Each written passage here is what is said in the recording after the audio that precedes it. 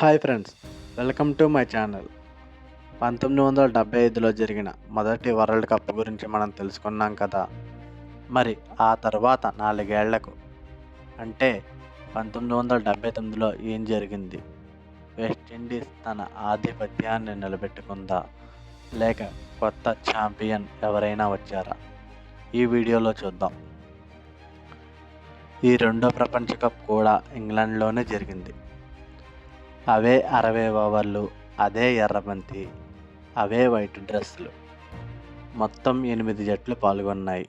అయితే ఈసారి కొత్తగా కెనడా జట్టు అర్హత సాధించి వరల్డ్ కప్లో అడుగుపెట్టింది.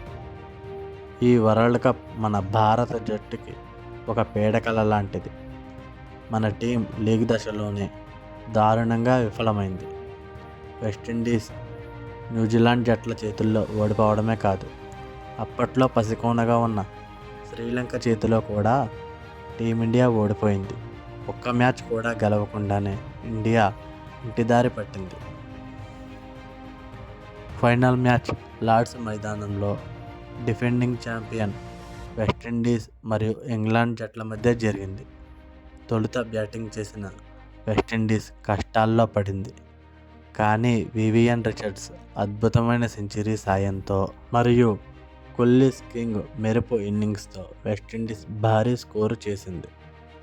చేజింగ్లో ఇంగ్లాండ్ నెమ్మదిగా ఆడింది.